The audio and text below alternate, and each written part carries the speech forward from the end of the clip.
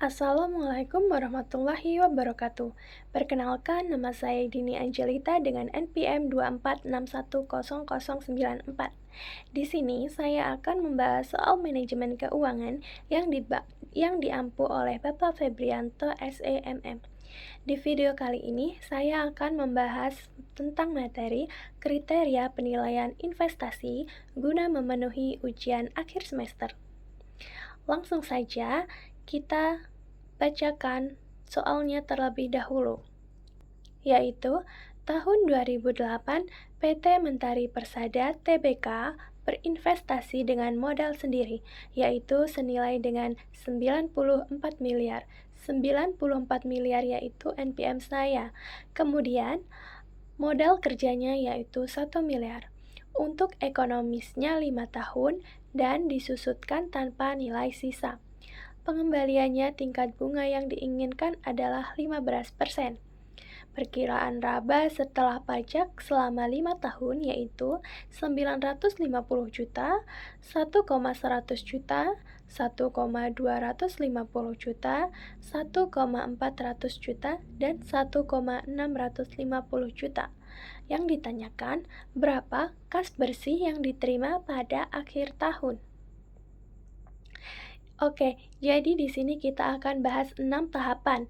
Yang pertama yaitu ada tabel cash flow, yang kedua ada payback period, yang ketiga ada average rate of return, yang keempat net present value, dan kelima profitability index, dan yang terakhir internal rate of return. Jadi, langsung saja kita menghitung penyusutan. Untuk menghitung penyusutan sendiri yaitu memakai rumus investasi dikurang modal kerja lalu dibagi umur ekonomis. Jadi, 94 miliar itu dikurang 1 miliar, hasilnya yaitu 94 miliar juga. Kemudian kita bagi umur ekonomisnya yaitu 5, jadi hasilnya 18,6 miliar. Kita lanjut ke tabel cash flow. Di situ terdapat tahun, EAT, penyusutan, proset, DF 15%, dan PV kas bersih. Untuk EAT sendiri, itu dari soal, yaitu perkiraan laba setelah pajak selama 5 tahun. Kemudian, untuk penyusutan itu adalah hasil dari yang sudah kita hitung sebelumnya, dari penghitungan investasi dikurang modal kerja, serta dibagi umur ekonomis, yang hasilnya 18,6 miliar. Lalu kemudian untuk menghitung proset dari hasil EAT ditambah penyusutan. Jadi untuk tahun itu yang 2008 sampai 2012. Selanjutnya ke DF 15%. Nilai ini itu diperoleh dari perhitungan bunga 15% sesuai dengan jangka waktu setiap tahunnya. Selanjutnya PV kas bersih. Hasil dari PV kas bersih ini dari proset dikali DF 15%. Hasilnya untuk tahun, yaitu di tabel. Kita lanjut ke tabel yang kedua, atau payback period. Umur investasinya 5 tahun. Jadi, payback period ini kita bisa menghitung dengan dua cara. Yang pertama, jika setiap tahunnya sama, maka kalian hanya perlu membagi investasi dengan kas bersih per tahun, kemudian dikali dengan 1 tahun.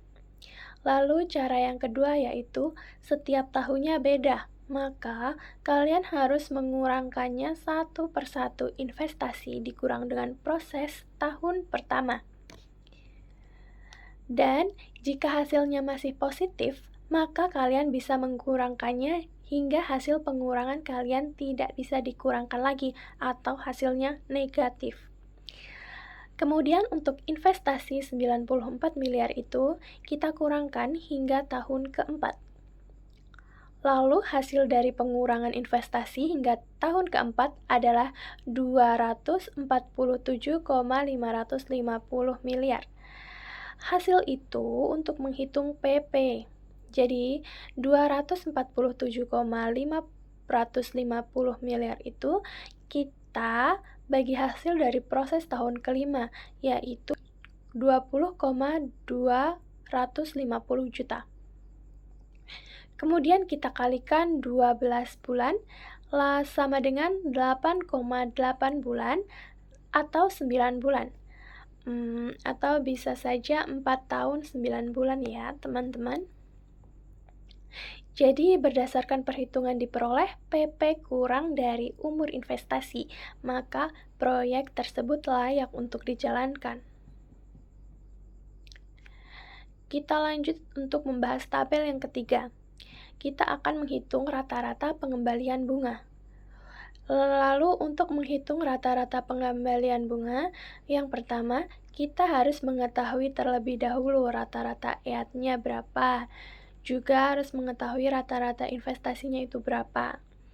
Jadi, untuk mencari ARR, rata-rata EAT dibagi dengan rata-rata investasi lalu dikali dengan 100%.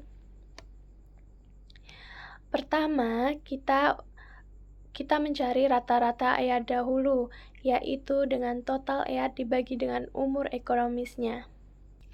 Total EAT-nya yaitu 6,350 juta dan umur ekonomisnya yaitu 5 tahun tadi, jadi hasilnya 1,270 juta. Kemudian, kita mencari rata-rata investasinya. Rumusnya, investasi dibagi 2. Investasinya bernilai 94 miliar, lalu kita bagikan dengan 2, yang hasilnya 47 miliar. Kemudian, kita mencari ARR. Rumusnya, rata-rata EAT dibagi dengan rata-rata investasi.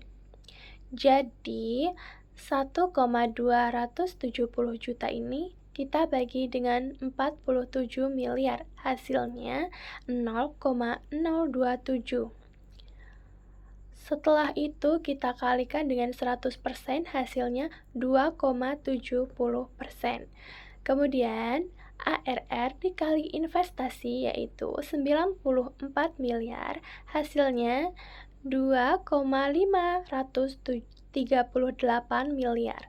Berdasarkan perhitungan diperoleh dari ARR dikali investasi lebih dari modal kerja, maka proyek layak. Oke, kita lanjut untuk menghitung tabel yang kelima.